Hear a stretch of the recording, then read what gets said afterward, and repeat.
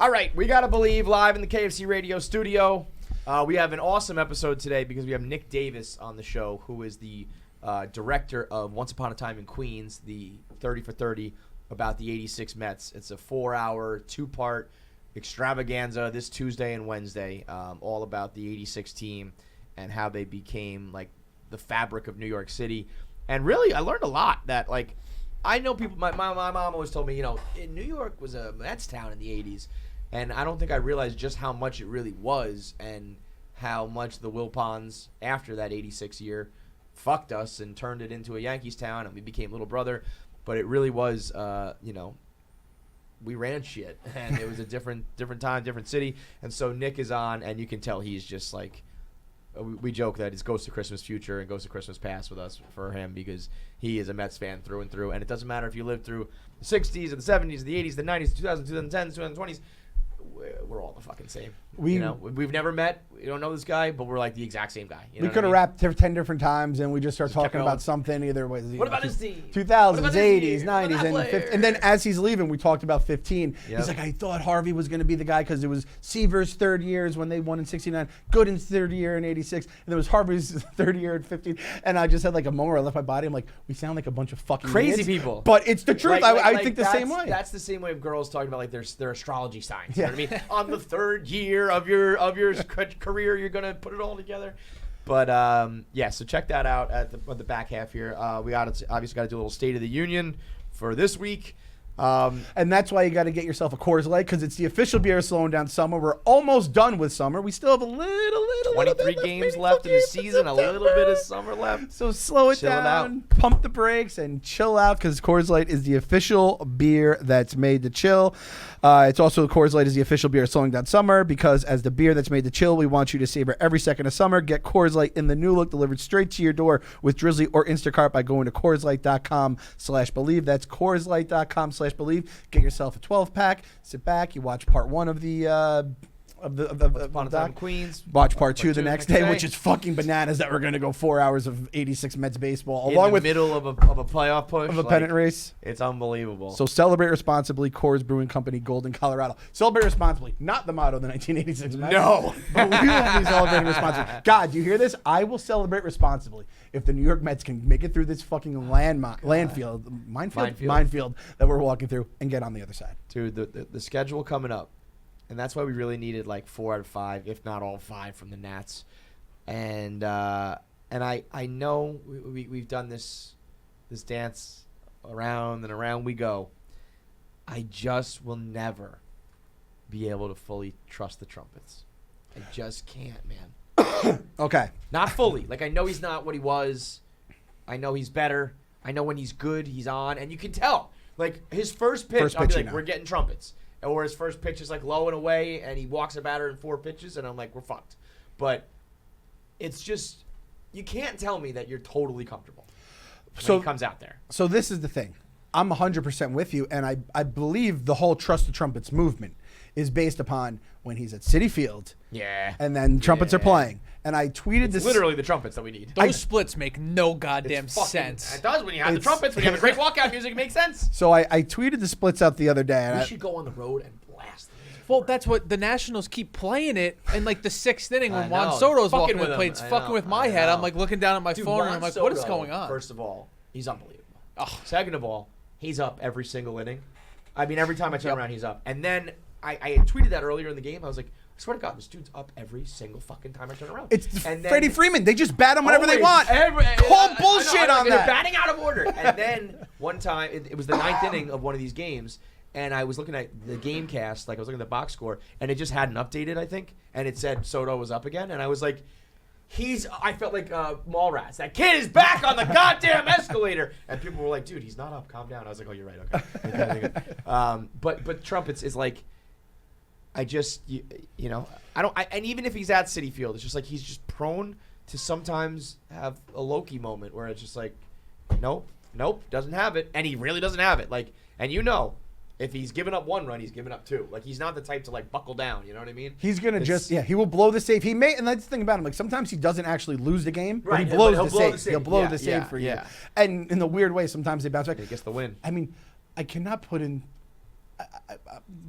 Jared, I know you're a listener. Carabas, Rocket, we love you. Turn it off right now.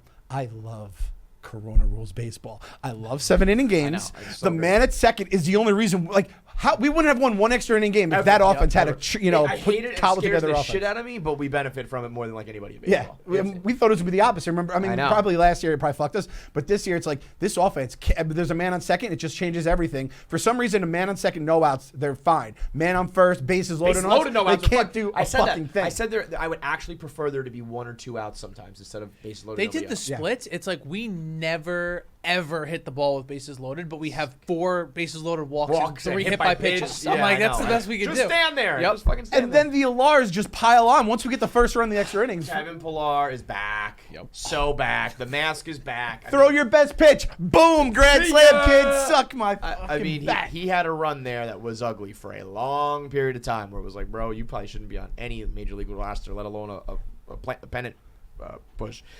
But he's back, and Villar is, the greatest thing that happened to this team.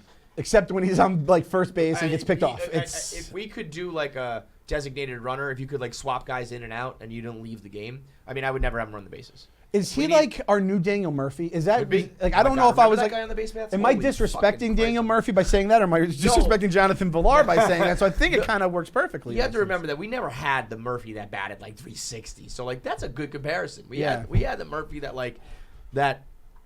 was a solid guy, but a fucking nightmare on the base paths. And Villar's occasional boner in the field too, not Murphy level with Chapstick coming out. Oh my god. Well, VR had like 2 weeks where he won us the ball game like single-handedly by running the bases, and he's that guy who's like, oh, this is my thing now. Like I'm gonna be the crazy guy on the bases. Like now you're getting picked off and thrown out every fucking time. Yeah, no. But like let's not go overly negative here because they're hot. I mean, they're winning. They're back on track, beating the bad teams. Not quite as much as they should, but you're not going to win every single game. That's why I never consoled. That's why getting it from fucking 8.5 to 3.5 was something that the Frank Getz would never have even predicted that. Yep. And that's why I never consoled either. And that's why they're in it. They're in this hunt. They're in this race. The Braves and Phillies have to play each other. The Braves have got to have like one more get swept in their they gotta have one more bad series in them. We've got a hell of a schedule, but we have an opportunity playing Philly and the Braves heads up. So it's just not done by any means. It's gonna take some luck and some really good play. We gotta beat the Cardinals. We gotta beat the Brewers. We gotta play the Yankees this weekend. Like it's not fun, but you got one more series with the Marlins in there. You got the guys in front of you that I don't necessarily want to play them, but you do want to play them because it's an opportunity. And then you got to play Cardinals, Brewers, Yankees, like good fucking teams. That's a tall task, but to make it the playoffs is tough, so it can't be a cakewalk. You gotta fucking earn the playoffs. Like you can't just play the Marlins. I'd love to play the Marlins for the whole month of September. And to everyone being like, oh well, they're only beating the bad teams. Well, they were only losing to the good teams, the great teams in fucking August, and they were losing a lot of those games by 1 runs, and it was just because the offense couldn't fucking score. And I gave them like a little bit of a pass because those teams win for a fucking reason, right? They play the game the right way. But I was always like, well, if we could just survive the Marlins and Nationals, and again, I wish we won like maybe 2 more of those games in that stretch. Sure. But other than that, like this is exactly where we want to be. If you want to go fucking make the playoffs, go earn it. You got to beat the Brewers. You got to beat the Yankees. Listen, beat good teams heads up. And beat playoff this team did that. They beat the Padres. They like those Red series were fucking nightmares, but they could beat the Reds. Like you're gonna have to earn the Yankees. You're gonna have to earn the Brewers, but I'll take that. And then if that last weekend of the season means something, that's a fucking win considering where we were 2-3 weeks ago. And honestly, that's all there is. That's stuff. What more can you ask for? You're already in the playoffs at this point. Like this entire month is the playoffs. This is postseason baseball. If you want to continue to play, watch you need to win. And soak it in and enjoy it. These are games that are all playoff atmosphere, and there's just nothing left to say about this team. You know what it is. You know what they are, what they aren't. You know what guys are clutch, which guys aren't, which guys are streaky, which guys are consistent. Shout out to Pete Alonso. Like, the guy is putting the team on his fucking back. Second fastest to 100 home runs ever. Yep, ever. I saw who was the first? Ryan Howard. I know. When I saw, I was like, please don't tell me it was Aaron Judge. But then I saw Ryan, I was like, motherfucker, that's even worse. But in a way, it's like, hey, I'll take a Ryan Howard. Gary Sanchez like third too on that list. I know. But I'll just say that like, there's nothing left to say. We've argued with everybody. Everybody's made their points. Like 23 games left at the time of recording this. It's time to just go and do it, and it's possible. It's gonna be tough, And I just hate the negative people where it's like, listen, yeah, chances are when you're 4 games out with 23 to play, you probably won't make the playoffs. That's probably going to be a problem. We got to jump a couple teams. And so to everybody who's predicting that they aren't going to make it, like, yeah, there's go watch football then. Yeah, it's football season for you. Right, awesome. Like, right. I wish I could. And everyone in Consolina, enjoy Consolina. Enjoy it. But the rest of us, cool. like, it's just this is time to, like, root. And I don't want to say enjoy it. I don't want to be like Pete, like, oh, just enjoy it. But it's like this is what it's about. This is time to go. Meaningful time to September. fucking earn it. And that's all I have to say, man. And listen, we touched on Diaz, and look, that Diaz save, like I tweeted the tremors during that. I mean, we didn't even talk about this. I didn't know, what is it, Wednesday today? Because Labor Day fucked everything up. That fucking game when they were up 9-0. Oh my god, I was ready. I thought that was the big one. I thought that's why I tweeted the tremors. I've never had a weekend where they split and their wins were single-handedly ruining my Labor Day weekend. I'm sitting there going, I fucking hate them. I know. They're winning the games, and they're just ruining my day. Usually a day that you win is like, oh, great. Yeah. I couldn't take I for the record, I said, I think I now understand what edging is with your masturbation. Because going to the edge of console and back, forth, back and forth, I was like, I hate this. But I'm living. I am living, man. The release felt so fucking good once they won that game, and then it just felt like shame and agony and tears. And I will say this: Edwin Diaz does not deserve like anyone's like respect, love, whatever the fuck you want to call it. I don't know what to say. And as someone that was like trust the Diaz, it's strictly trust the trumpets. Because I have to just make this note too, because I still can't believe it. His ERA at home 1.59. His ERA on the road, 7.71. He's saved 20 of 21 at home, and he's saved 8 of 13. So he's blown 5 on the road. So it's just like, it's truly the trumpets. Yeah. You do the hardball where you throw the fucking headphones on him, whatever you want to do. You have, like, tell me Javi Baez can't learn the trumpet. Don't write that bit like Javi Baez, play the fucking top music, step of the thing. Like, but I will say this. You can blame Diaz. If this season, and they say the cause of death for the Mets, it is not fucking Edwin Diaz. Even if he blows the game against whoever it may be, I'm not going to say the name because I don't want to seem like a fucking soothsayer when it happens. But this is the thing about it. It's the offense that lost his fucking season. It's like when you have a virus, like you have AIDS, it's like the pneumonia kills you. Yeah, like the AIDS fucking kills you. Edwin Diaz is the pneumonia. Right. But it's like the offense not putting any survival runs on the board, scoring like 3 runs. Like you score 3 runs against the Dodgers, I'm like, all right, that sucks, but that's good pitching. Scoring 3 runs in like a Nationals bullpen game, it's like, what the fuck are you guys getting paid to do right professionals. now? So like, blame Diaz. You can fucking hate him all you want. It's the fucking 8 guys in that lineup that can't get fucking the runs across the board. With the pitching. It's like, McGill and some of these guys are not like stars and they're not like, the most reliable, but they get the job done enough. It's the offense. Yep. Offense and injuries are going to be the story, and that's what matters down the stretch. Will we get DeGrom back? Will Nimmo being out fuck us? Will we get, will we get healthy guys? Will we get hot batters? And 23 games to find out. And we'll see if we're writing a fairy tale story to be a documentary one day in the future. Nick Davis said he's going to write. We'll write something together for the 2022 Mets. But right now we're talking about the 86 Mets with Nick Davis, the director of Once Upon a Time in Queens. All right, we got Nick Davis in studio from the 30 for 30 Once Upon a Time in Queens, the director of it. And sometimes I feel like we are masochists for making the Mets and this podcast like our work. Yeah. And what we do is so easy. Like you just flip on the microphones, you scream and yell for a little bit.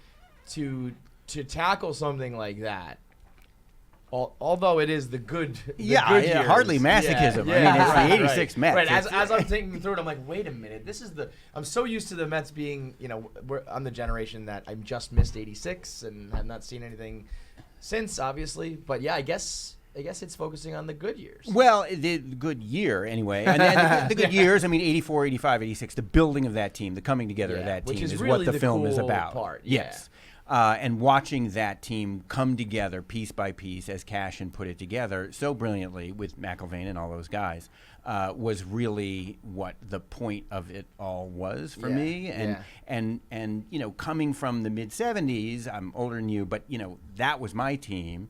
and the where this team and the city was in the summer of '77, namely in the toilet, and watching the team rise and the city rise from those ashes was really exciting, and that's what I wanted. That's what it's about. Yeah, right. So it's not even. About. I mean, yeah, sure, it's the Mets and the sports documentary, but it's almost it's a New York City historical. Account. It's a story of these characters and these personalities, and I mean, sure, I want Met fans to like it, but the audience is a lot larger than just Met fans and larger than just baseball fans. Right. I really want everybody to watch this film and feel like, wow, those are amazing, wild, interesting characters that came together for one great score, one great year. That's all it takes. And we talked about it, like, if you're doing like the best sports team ever, not the best team in terms of wins, losses, point score, whatever, but just like that team was entertainment, because that's what sports is. And oh my God, the '86 Mets, I think they win in a landslide. We kind of went through this. We had a Mets misery bracket that we did during the pandemic last year, just to kind of burn some time.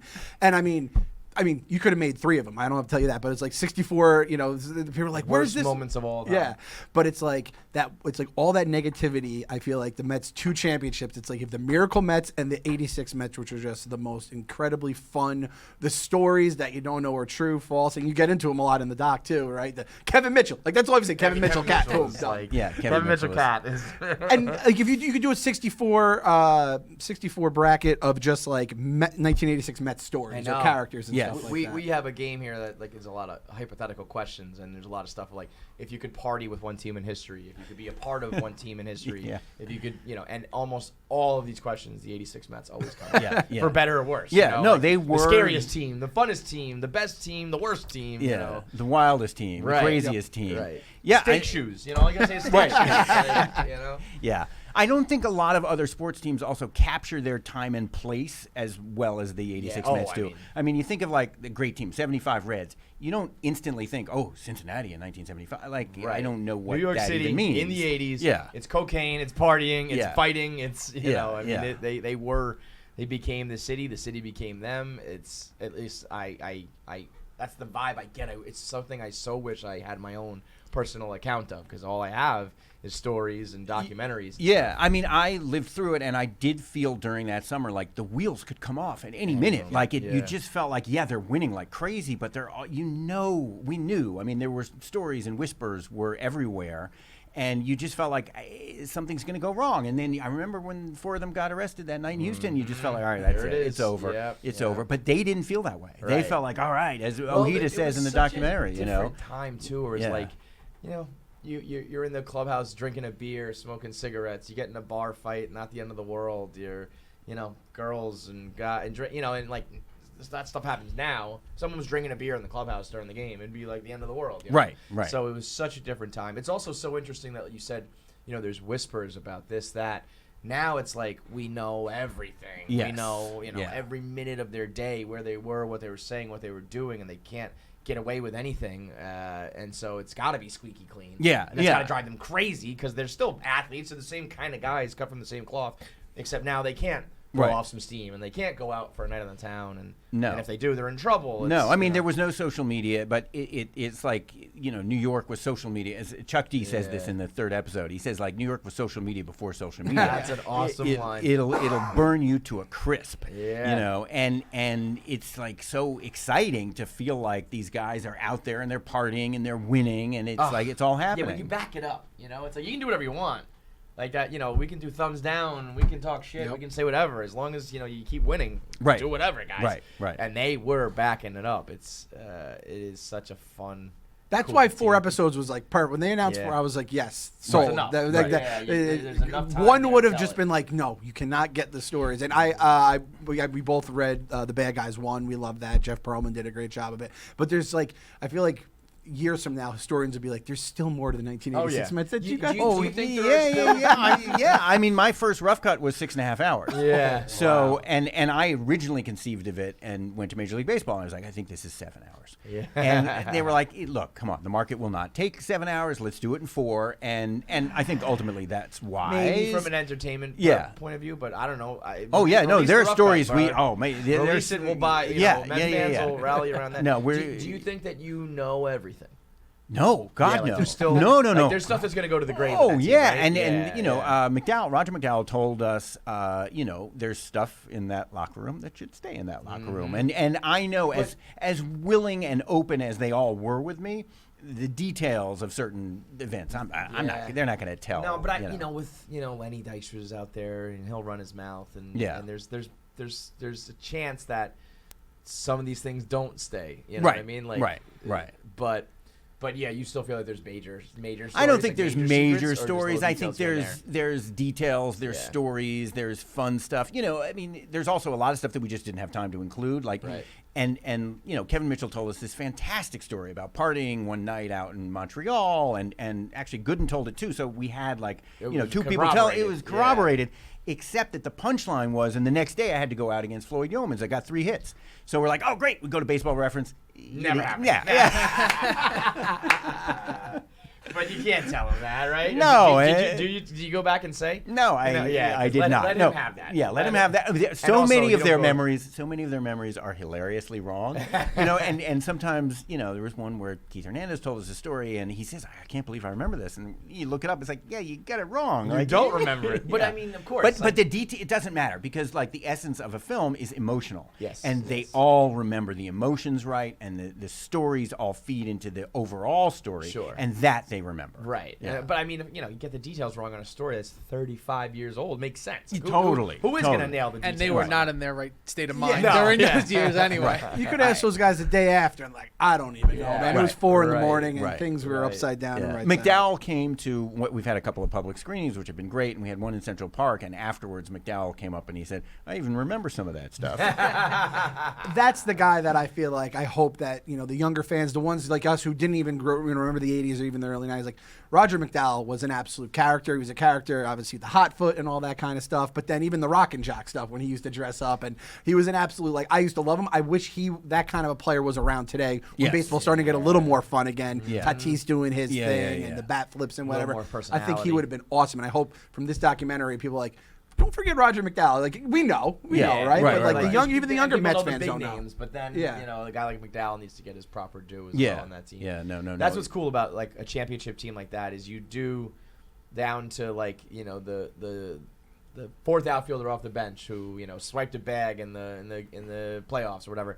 Everybody does get their Everybody gets their moment. Everybody contributed, and it was such a team. I mean, they really did pull together. I mean, it's such a cliche, but I feel like it was true with that team. Like, and because of the leadership that they had, Carter, Hernandez, and also most important Ray Knight.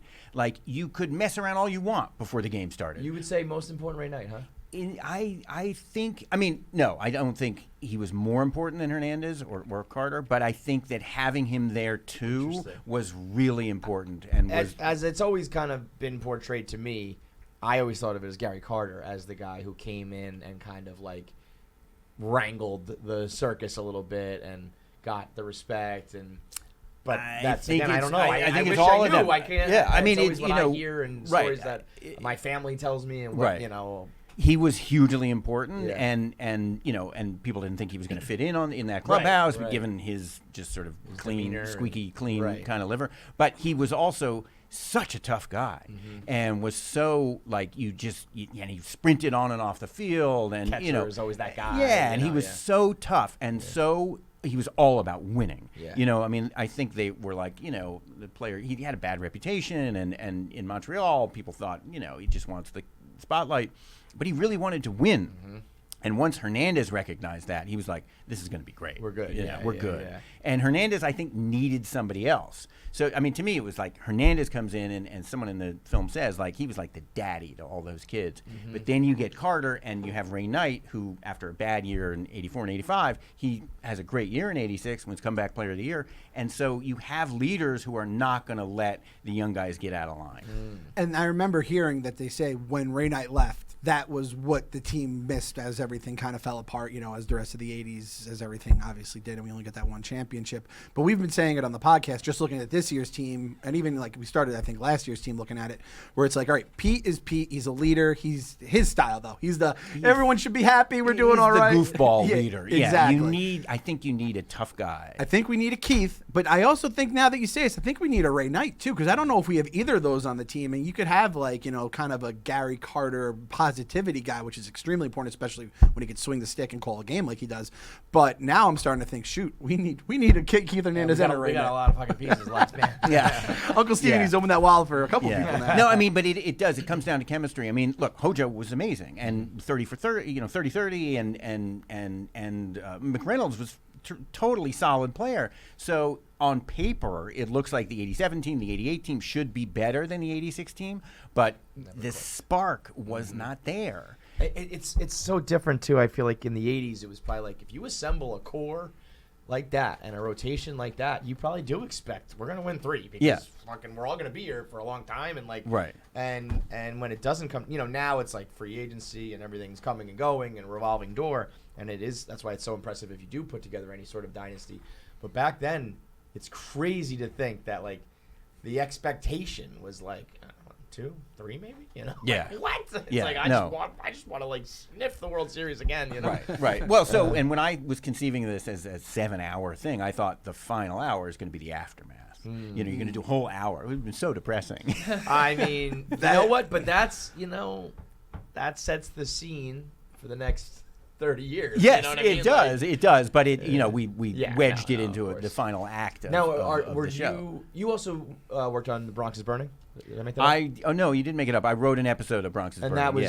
that was you're a Mets fan. I'm a Mets fan. Okay, so that I wasn't sure if it was just a New York baseball No, thing, it was like- just a total Got it. freakish coincidence. I was asked to do an episode. That's also and- a similar vibe where it was about Yeah. the city, Yeah. Son of Sam, Yeah. and then the baseball. Yeah. And that's why, I don't know, I wrote this blog once, this piece for the website about like why I think baseball, at its core, it was just what's better, baseball or football. But in the end, it just became like why I think baseball is so important. And I can't totally put my finger on it, but there's something like reverential about baseball. There's something about how it gets into like the fabric of the city that it's in. And, like football is huge, Right. But it's once a week, Right. And it's fantasy football and wings at the bar, Right, And right. a party, Right. And baseball is like you gotta be crazy to root for this fucking sport, 162 games, Yeah, and yeah, most yeah, of the yeah. teams are heartbreaking and Yeah. hard, and you grind, and it does take on the character of the fans. Yeah, and there's just so much losing. I mean, It's so even if you're good, Yeah, if you're yeah. good, you're losing dozens and dozens and dozens of games. Yeah. And it's funny how, like, I don't think it's a coincidence that The Bronx is Burning is kind of about the city, and this is about the city because they are one and the same, really. But it is interesting. Does that translate to today? Like, I don't necessarily think that the Yankees teams recently took on a New York City persona, and I don't think this Mets team has done it at all yet. Because I don't know if maybe it is a free agency thing. Maybe it's a social media thing. It's like you don't even have to live in the city anymore. I don't know if you get embedded into it the same way. I don't know if that's still there. That's a great question. I don't know. It still seems possible to me. I mean, when the Mets are winning, the city. You probably got to win first. You Then we'll have find to out. win, but Yeah. I feel like when the Mets are winning, there is a slightly different feeling in the city than when the Agreed. Yankees are winning. Agreed. But I don't know to what extent any sports team can sort of be embedded in the way that 86 Not team anymore. was. I Yeah. think I don't know what's happened to society, and maybe it's a good thing, whatever. But it doesn't seem quite as possible as and in the 80s the city got its swagger back, right? And no team was more swaggering than the 1986 Mets. And all of a sudden, they're riding high, and then the 87, I don't want to redo this whole thing, but Pendleton hits the home run. That's it. We're out. 3 weeks later, the stock market crashes, and it's like the go-go 80s are over. And it just felt like, wait a minute, how is that happening? It's like it's over. And yet, sure, the city came back, and sure, the 88 Mets were pretty good, but it's not. You don't have that Like feeling trying to again. recapture. I remember we had a party once in high school, me and my buddies, like an impromptu one. Parents went out and we scrapped together some beer, and we just had like the best time ever. Right. And we were always like, let's do that again. Like, let's recreate it. Yeah. Never worked again. No, you have those magical nights, and in this case, it was a season in sports. Yeah, you and can't just step in the same river twice. Yeah, you really can't. Now we always joke that Mets fans we say are like cicadas. Every like 7 years we come out in like a big brood because it was like 06 and into 2015. And then we were kind of, when we lost in 2015, it was like, well, see you in 7 years, man. But I think that's why there's a different vibe when the Mets are good, because it's like we're usually not, and if we are, we gotta live it up. We gotta soak it in. Right. We're gonna be loud. We're gonna be obnoxious. And I think generally, we're not a bandwagon bunch. We're pretty because who be on this bandwagon? When You they have to be call sick us in the head. bandwagon fans, I'm like, Why would anyone be on this wagon? It's the worst wagon in the world. It goes to the fiery pits of hell every this wagon fucking goes off the October. cliff every year. But they're like, but I'm so sick of hearing people say like, it'll be worth it, man, because when you get that one, it'll be so much worth. It'll be worth 5 Yankees. Yeah, World but Series. wouldn't it And I'm be like, nice if we were just sort of normal? Yes, you know? And yes, I feel like the dysfunction is what seemed to be happening in the 80s was, hey, we're building a solid franchise. And that was what was so disappointing is like, what happened? It frittered away and you only had the one and then you know, I mean, we can go into this or not. I mean, frankly, if I'm not going to go into it here, the acceptance of the New York Mets as the little brother, that was bullshit. Yeah. It didn't happen until the 90s. Right. And, you know, what happened in November of 1986? The sale went through. Nelson Doubleday bought the team in 1980. Doubleday Publishing buys the team. And then because Doubleday Publishing is sold to Bertelsmann, a German thing, he had to sell the Mets. So he sold them back to himself. Unbeknownst to him, or he wasn't sure, or whatever, Wilpon had a right of first refusal. Fred Wilpon in 1980 didn't have a lot of money. By 1986, real estate had grown, so he had a lot of money. So he came in as the co-owner, and they never won again. Is that a coincidence?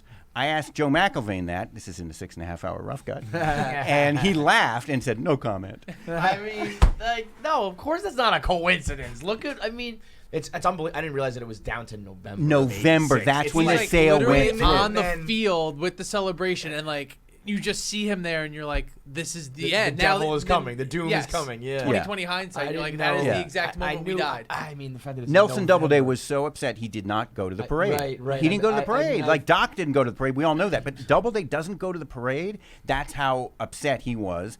And Wilpon comes in. I'm sorry, I shouldn't be doing this, but you know, he comes on. He's the Brooklyn Dodger guy, whatever. Koufax, the whole thing. They're so obsessed with the wrong team. And then we accept this little brother status, which was not the case. New York City is, and certainly was, a National League town.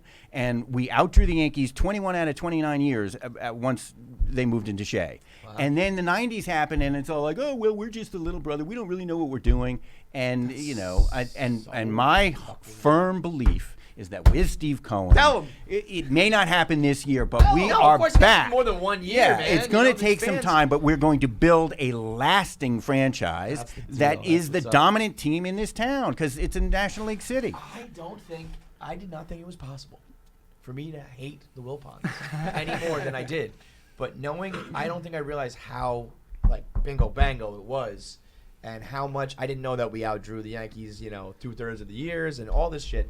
I mean, they really, truly ruined it, even when I didn't know they were ruining it. They Totally ruined it. nice guy. Fred Wilpon seems like Well, a really Fred nice, seems okay. well-meaning guy. Jeff seems like just a weasel. I don't know. No comment. Jim McIlvaine answered it. Man, that's tough to swallow. Yeah. But that's kind of with the Knicks and with Dolan. It's like he took over, and it's like the finals to the absolute bottom. laughing It's stock because of the NBA. he thinks he knows. Yes. And, Right. you know, he doesn't know about hockey, so they've done well. Yeah, he stays out of it. Cohen is a huge fan, but I think he knows, let me hire the right guys. He had to have Sandy, I think, to get the ownership, approval.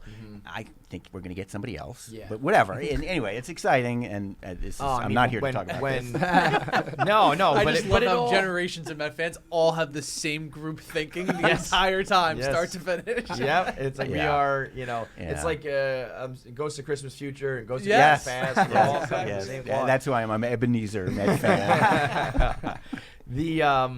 The documentary itself sounds like, I mean, you just mentioned Chuck D, and I mean, do we get all the players? Do we get We get most of the players. I mean, yeah, we get, you know, sadly and ironically, Gary Carter is the only one of, course, that team yeah, who right. is not still with us. We have his widow. We have, I It think, is ironic. It's funny. You it's know? Not sad. funny. Funny's not the right word, but it's Yeah. like the one guy who probably should still be around, and a few guys who, you know, shouldn't be. Being perfectly frank, Yeah. are still around. And you know what you said? You said a minute ago, like, why did this did the lasting why didn't it take effect? And the Wilpons certainly there, but it's also when you try to build around a couple guys who have drug problems. Yes. Yeah, it's hard. Doc in the and drug Darryl time of stay the world. clean, Yeah. and then you have a pitcher and a bat that are there and anchoring it the whole time. Darryl had, from 87 through 90, Darryl had 3 great years out of those 4. And Doc was pitching pretty well. So I think it's really unfair to just blame the downfall on the 2 of them. No, but what's really incredible to me is, like, I did go into this as a Met fan thinking, like, why didn't they win more? Why didn't they win more? When you really think about what they did and you immerse yourself in that season, it's not sad that they only won once. It's a miracle that they got the one. Right. So I feel a lot better about the whole thing than I did back then. That's interesting because again, that's something I've always just kind of accepted as gospel. I think Keith. I always have an image of Keith in some interviews saying like we should have won 3, and it's like maybe that's just Keith being fucking Keith. No, I think they're all disappointed that they didn't win more, but I think at this point they all look back and think, thank God we won one. And one is the ball getting through a man's legs. The rally before that, obviously, to get there. Right, but it took a literal miracle. It did take. So a anyway, miracle. I cut you off. So we get all the players. So all the key players. I mean, obviously the big players, but then also Lenny and Mookie and Mitchell and Knight and McDowell and Ed Lynch, who was traded in the middle of the year, and it was like. Yeah. Every championship story always has one of those guys. Right. The Nomar with the Red Sox. Nomar with the Red Sox. That breaks my heart. And I don't even have anything invested in that. Right. And then also, to your point, like a lot of sort of people who were meaningful in 1986 in New York City. Oliver Stone, who wrote Wall Street and wrote Greed is Good that summer. Yeah. He captured the spirit of the times as well as anybody. Right. Cyndi Lauper and Mike Tyson and so it is a portrait of a time and a place as much as it is just about a baseball team. My goal in life is to get to see a Mets World Series, but to be a part of one of these one day. I just want to be one of the guys that I flash my name and I'm like, yeah, it was crazy. Cohen came in and Yes. But yeah, those are kind of because you can hear from the players, but we've read the books and we've seen the docs, and a lot of the player stuff probably is always the same story, but getting some of the fans and entertainers and people in the city's point of view, I think, is always a little more interesting. Yeah, and I think that the players also are different now than they have been previously. I think some of the facts may have come out before, but I think they are more willing to tell the full story and the full, complete, epic story. To your point about it's 4 hours, so you have the time to really see the rise and exhilaration of this story. Why do you think they age? Or yes, I think age and just point, where they're at in their lives. Yeah. I think they're not as concerned about like protecting their reputations anymore. Right. And I think some things did just come out. Lenny kind of opens his mouth over the years, saying some of these secrets that are no longer secrets. So it's like, let's talk about it. On the record now. They're all willing to just sort of let it all hang out,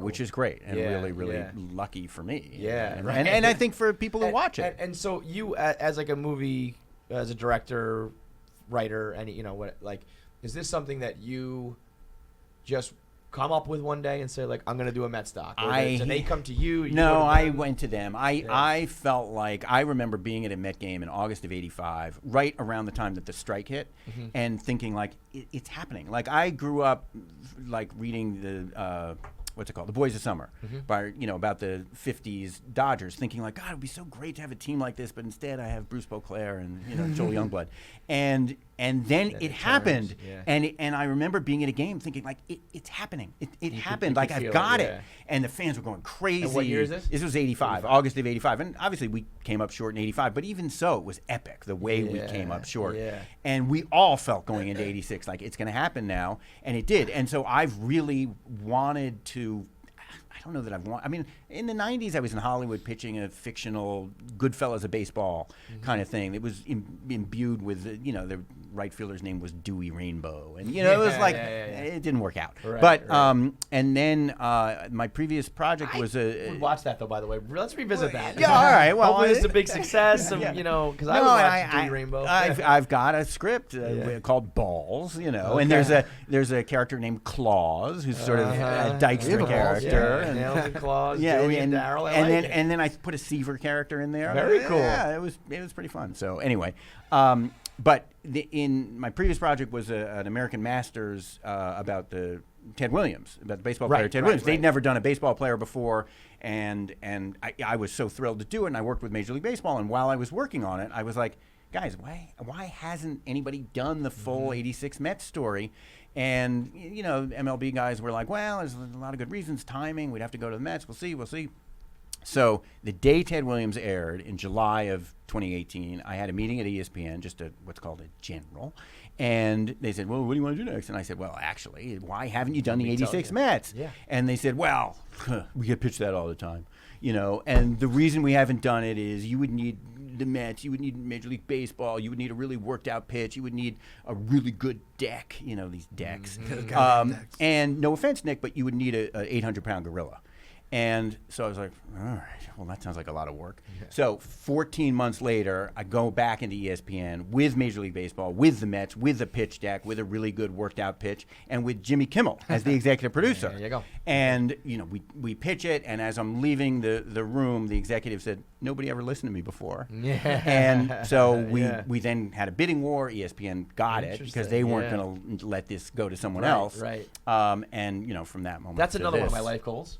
Is to make enough money to basically commission things like that. So it's like, yes. Tell it the right way. I want the right guy to tell. I really want you to capture the collapse of 2007 and how we all wanted to jump off a bridge. And when Jimmy Kimmel was attached, I was like, all right, we're going to do this the right way. Because with the 86 Mets, you're like, I'm not going to get all the stories, but I want the people that are going to embrace the funny stuff, the crazy stuff, and all that. And I remember blogging it when the news had come out, and I was like, all right, this is going to be done right. Yeah, he's a real fan. He's a huge fan, and he's really smart. And obviously, a fantastic entertainer. And so his notes, on Rough Cuts and how did we get him? Yeah. Totally crazy coincidence that I can't even really explain to this day. Like, it was just, we were actually about ready to pitch. Major League Baseball and I were like getting ready and talking about, where are we going to take it? And then through a crazy set of circumstances, a guy from Major League Baseball said, Jimmy Kimmel's a huge Mets fan, and I was just approached by his guys, and they're looking for something for Jimmy to do. Would you ever consider that? And I was like, yes. As a matter of fact, I would. Yeah. And at that time I was thinking, like, he'll be great because he'll help sell it and he'll help promote it. What I didn't realize is, I wasn't thinking, he's going to give great notes and be really helpful all the way along and say, let's get more celebrities. I can, you want Chuck D? Here's his number. Let's get John McEnroe. He's a tennis player from Queens. Let's go. Yeah. And so I think his participation really opened up a lot of doors for us, for interviewees. But again, his notes were just really on point. And when I disagreed with them, I had to really have a good reasoning in my head. Like, it was like, you don't go against Jimmy Kimmel unless you're really committed. God, this sounds so cool. I would love to do something like this one. Well, let's do it on the 2022 New York Mets. I mean, that's, when you talk about that feeling in 85, and I felt in 2005, when they didn't. It felt like, and it felt like even in 2006, I felt like it's okay. Happened, like Pedro and Beltran came, and it's like, we got something cooking here, right? And that was cool. I think they won 80 something games, whatever. And it was like, all right, that's nice. Like we're on our way, right? But then 06 was just like, holy shit, are we really this good, this fast? Right. But then after 06, I felt like, we'll have a window. The same way it was probably in the 80s. No, we're going to be back, and we'll be back again and again and again. No, and going into that Friday night game at Shea against the Phillies, you felt like this is fine. This is how we're supposed to be. This is our year. Yeah. And what's crazy is it really, it not only became, it was not the Mets chunk of years, but it became the Phillies chunk of years. It's like that always seems to be a problem too. Is like things don't line up well with the Mets. It's like even when they did have a good team, they ran into this Phillies team that was just as come on. I mean, it's a good Phillies team, but we should have won. I agree, but I mean, if they were what drives me crazy about 15 is not the fluke of the Royals because they were back to back, but in general, the Royals. I mean, they're nowhere. I agree. At least the Phillies went on to win the division, many years in a row. Right. The Royals were nothing, and the problem with 2015 is a lot of problems, but Terry Collins was too happy to be there. He did not seem to understand. This is your moment. Pedal to the metal, man. Terry's so funny about the way he is kind of remembered now. I think it's a lot of 2020 hindsight, rose-colored. Like at the time, I was pulling my hair out with Terry Collins, Yeah. and then he does the asses in the jackpot thing, and everybody Yeah. loves him. And After it's he's like, gone, wait a minute, too. like, Yeah. do you guys remember some of the shit he used to do? The best thing Terry Collins did is he handed the ball to a different future ace every single night. It's like Yeah, Jacob I know, DeGrom, I know. Matt Harvey, That was you know, yeah. and Bartolo. We can't forget Bartolo. No. I have a We need to do a doc on Big Sexy. There we go. There it is. I'm not even We're locking kidding it you. in now. We need to do a doc I on have Big a- Sexy, Yeah. the home run, just his whole life and Yeah. existence and his time with the Mets. Oh, my Yeah. favorite player of all time. Really? Yeah, Bartolo was my guy. So as someone that lived through it both, 84 to 85 to 86 to, even 04 was like, all right, we're going to start. And then it was like 05, oh shit, we got some guys. 06, everyone says we arrived a year early, which is kind of why I think it threw off 07. They feel like So do I. they had to just, get Moises Alou. I was think their yes, missing they piece. got so good so quick when they really needed a few more pieces to really build, but they were like, we're one piece away. And it's like you needed a starter and a closer, and then they were always so reactive where it's like, oh, the bullpen imploded, let's go get a reliever. Oh wait, now we forgot we don't have any starting pitching. Let's go get that. By that time, the offense, they needed to always be. That was the bullpens. It was always a Band-Aid on a gunshot. Yeah. But yeah, I think they got so good so fast. But Yeah, was it a similar feeling back in 84 to 85? I mean, obviously it was a grander feeling because I feel like that was just a better team, that Mets team. But was it the same kind of vibe with the fan base and just going into the season like we have something special here? Because that's what I think everyone forgets about the 07-08 collapses. Is it like that was our window? And then the Phillies basically we had Lorraine. Then the Phillies, our Biff, basically took Lorraine from us, and we got shot, and we died. And we went that was exactly. Straight That's a under. very good That's one. exactly it. Very good. Yeah. I think maybe because they were a year ahead of schedule and because they had the disappointment. 2006 was such a disappointment because of the And Beltran they thing. should have been. And they would have won. They should have won. But losing to Jeff Suppan. yeah. oh, But I I think haven't heard the name. 85 was not nearly as disappointing. It Right, was because like it was frustrating. house money in a but we way, lost. right? Yeah, exactly. Yeah, But we yeah. lost to a team that won 100 games, Yeah. and it was just like, what can you do? And we came up short, and we scared the shit out of them in the final Yeah, series. right. And so it didn't have that negative like, oh my God, why didn't he swing the bat? Yeah. So I feel like there wasn't the feeling in spring 2007 as there was in spring 1986. Right. Yeah. That's I mean, interesting. I think the O's like every time the Mets. This is what another thing I always say about people who are like, oh, you complain about being a Mets fan. Like, what about me as a Twins fan or whatever. But even the good years for the Mets are heartbreaking years. Yes. Because of the way in which we lose, or to Right. who we lose. Like Right. we made it to the World Series, we lost to the Yankees. Right. Like the worst case scenario.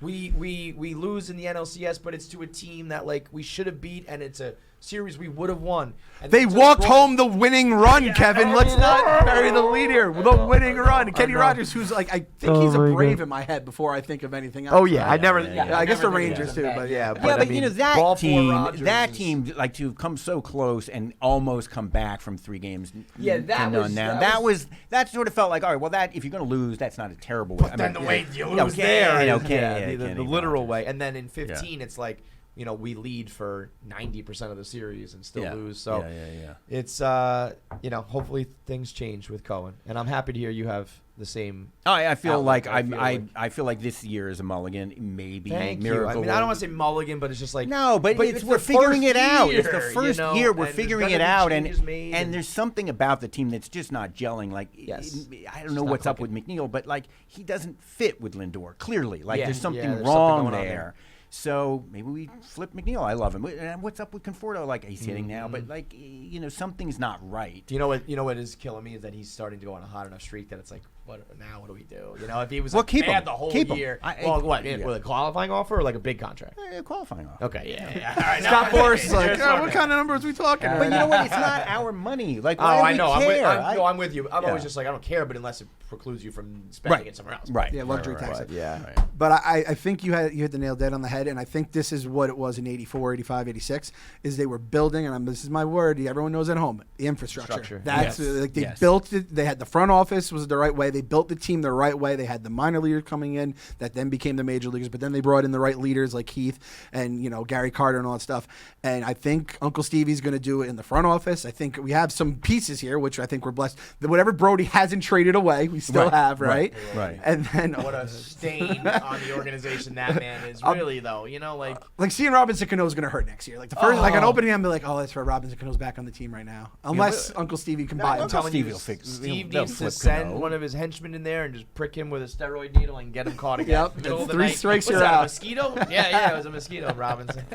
But I think it's there. I think the infrastructure's there, and the way you're talking about it as well, it's not like just everyone says we have like Cohen rose-colored glasses, but it's like That's what the I color just of the lived Cohen through the glasses Jeff. are. I just lived through the Jeff Wilpon. You said it. November of '86 is where it all just turned to shit. So And maybe now, whatever month of 2020 or whatever that's when that book ends. Yeah. That's when that Yeah, ends yeah, and yeah. the Cohen era begins. Yeah. Before we wrap up, Yeah. Jacob deGrom. Where as someone who has seen and lived through, I remember Ron Darling. There was a quote of his in a documentary along the way where he said, "We came back in '85 in spring training and we had oodles of pitching. Where it was just like everybody's got arms. Yeah. And that's always been the Mets. The one thing the Mets have always had, their pedigree has always been pitching. And then Jake, is the one kind of carrying that torch. Where does he rank for you? What do you think of him? The legacy of him? Well, I mean, he's Jacob deGrom. He's inarguably the greatest pitcher around when he's right. Yeah. It's concerning what is going on with him. Something's He up seems, this year. We yeah, haven't done this yet. Yeah. But when the latest report that was like his UCL is pristine, I was like, well, then what the fuck has been going on? right. What he's Like I'm going starting on. to think that like something is happening behind the scenes that we don't know because it's like you Yeah. just don't get this hurt this often. Yeah. But then also be as great as he was when Yeah. he's healthy. It's like Yeah, there's something about the way he's built. Like he seems fragile, like Yeah, a he's like a so thoroughbred. long, wiry. Like and at any Yeah. minute Yeah. he's gonna step in a ditch and gonna have to put him down. Like it's scary to Cespedes me. we're talking about? No. that's on the Mets misery list. That's a bore. No, I don't know. I mean, he's so great, and I for so long have said there's never been a pitcher like Gooden. Last half of '84 to '85. Yeah. But when DeGrom was on this year, I was like, this is what Gooden was without the potential future. Like what was amazing was Gooden was 21 years old, and you were like, this is going to be our His future. time is now. And he captivated the fans in a way where DeGrom, he's such a robot. I know. Like you just yeah. Well, that's what we were talking about. The leader you need. Is Yeah. Like Jake has the goods on the field, but not the persona really. To Yeah, lead, where yeah. it's I like mean, he- Gooden wasn't really a leader, but he was so gifted, and they had so many other leaders that it didn't matter. DeGrom is amazing, and I just pray he comes back. It's going to hang over our head, even if he goes out next year and pitches 35 games and has a 1.5 ERA. Every single game, you're just going to have it hanging over here, being Always. like, "You're." He's the one where he might. Is he coming out of the dugout this inning? Is he Or coming he's out of gonna point to something and walk off the mound, Yep. and that's it. It sucks that is kind of becoming part of his legacy in a way. It's like it's not his fault, but it's also it kind of counts against you if you can't. Yeah, Get on yeah. the You got to mound. stay on the field. I mean, Right. 15 starts is great, but 30 is You think better. you see him? You see him Well, again this that's what I was going to ask you guys. I mean, I feel like it's series of the worth. year Yeah, come against on, pitch Atlanta, against bring him out Atlanta one more time. Yeah, let's see. I mean, if he could, and we'll all sleep better if he can, throw 7 innings and do his thing, and then we'll feel like, okay, we're going into 2022 knowing we got DeGrom. But now we don't know if we have DeGrom. And it's weird that he seemingly keeps getting better as he gets older, but at some point does that, like, he won the first Cy Young, and I was like, well, that's probably going to be his best year ever. And it hasn't been. Right. So now I'm getting spoiled thinking he's always going to continue to rise, Right, and his right. fastball is going to continue to inexplicably get faster. Right. But eventually that's going to have to stop. Yes. And it's yes. like, what if this is the year it stops? What if we did What if waste this the was window it? and, Yes. it's No, like- I know. Maybe So we that's wasted why this window. part of me is like patience. Give Cohen 5 years. Like he deserves that. He needs that. It's Right. reasonable. But also it's like, Yeah. how about right now? Yeah. Get this guy right now. Yeah. Well, that's what's so sad about this year is like, God, man, all the those way the those division was weeks, bad and, division was so bad, and they were just tootling along with a floundering. 3.5 game lead, and it Could was have like, been up 12 yeah, games. it was unfortunate. Division's there for the taking if Jake's healthy, and if I don't, and it's Martino who was reporting it, so it might be bullshit. But like, if they really had a table, an offer on the table for Bryant and Baez, and Williams and Kimbrel, it's like holy shit. Then that's when Uncle Stevie's just gonna drop the dick, the wallet, whatever you want to call it, We hope. on the table. So Well, what I love, man, is that I can tell even just in a quick conversation how real of a fan you are, and you sound like a man who should be at the helm of a project like this. Well, it because- was such a joy and such a privilege, but I did sometimes have to separate and be like, okay, that's the Met fan talking. Yeah. The filmmaker The has yeah. to know we can't go into this whole Wilpon thing. It's not So why part don't of the we- why don't we story. make that a separate. Yeah. We need a title of something that just that captures the doom and gloom of the last 30 years. Well, of, I'd rather do something happy. happy. Well, Yeah. we got to get something happy first, man. Right. Yeah, So for maybe, sure. Like you said, 2022 too. Mets. Yeah. Let's And go. that last that montage to end, that ain't the happy place, but that's kind of it's gonna empty us back out, right? Where it's like this is how it all fell apart, and this is hopefully Uncle where we Stevie came coming back. in, crescendo back up. Our Yes, savior. yes, exactly. So it's Once Upon a Time in Queens, right? Yes. When's it out? Tuesday the 14th, 2 hours on the 14th, and 2 hours on Wednesday the 15th.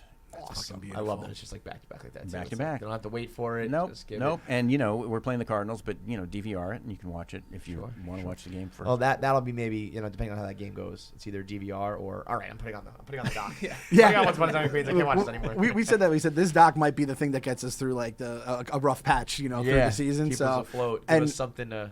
back-to-back nights, get it in, get it quick. That's the 86 Mets like motto. I feel Yeah. right. Have some fun, live hard. I hope that there's something too for like sometimes I feel like I'm arguing with younger Mets fans on social media and around here and it's like learn a little bit about like why we are the way we are and what it was when it was good, but and maybe even for myself it's like some of these things I didn't realize about Well, how yeah, it really and- was a Mets town. And Yeah, no, we do that in the documentary. I mean, we go back to look. It was a National League town, and the Dodgers and Giants broke the heart of the city, and the Mets were formed out of loss and hurt, and so that's baked in It is as so much true. as much as the magic of '69 is baked into this franchise.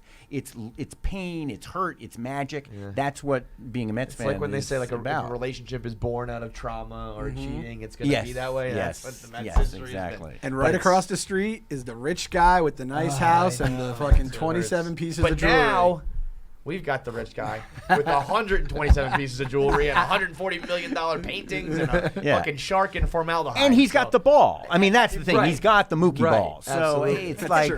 he's got the one that's like the Infinity Gauntlet. Yeah, that was the mind That's the stone he stone. needed Yeah. to make it all work. All right. Well, thank you, sir. Thank really you. appreciate it, and thanks That for was making the fun. doc. That was We we need all the good memories we can get. So thank you for that. Well, thank you for having me, guys. Right. Must watch. Yeah, there needs to be something about like you need to do a doc called like November 5th, 1986 or something. The day, Yes. the day the music day died. the day the music that it died. began. Just call it like Flushing, right? Yeah. Once Upon a Time in Queens, Flushing. Once Upon a Time in Flushing. Yes, Yes, exactly. exactly. The thing that was so disappointing to me about 2015 is when Harvey came. To me, Harvey was He was the guy. He was Seaver. Yeah. Good. Yeah. Seaver, third year, 67, 68, 69, they win. Good. Third year, 84, 85, 86, they So win. this was Harvey's and time. this was hard because he missed 2014, so this was his third year, and I was like, what's happening? I was so confident the whole year. I was like, Do you- it's and happening. this is how baseball makes you think. It's That- like math equations. It's it's so magical. I'm with thinking. you there. Insane. That moment of no way, give me the ball, and it was like this is it, and then I was like, oh, we should have taken him out. No, I was at that least game, that and part double. I wanted them to take him out. I was like, this is when Familia's good. I thought give him a batter. Yeah, one back. And Yeah, then, yeah, and yeah. then he Yeah. walked him, right? Or Yeah, was it no, he walked double the first first one? one. Walked the first Walked guy. him. Then Take you him got to out. take him out. And that was when Terry said, "Oh, well, from in for a pound, in for you." I'm like, No. man, that's stupid. That's when you need a Aren't you manager watching the with game? ball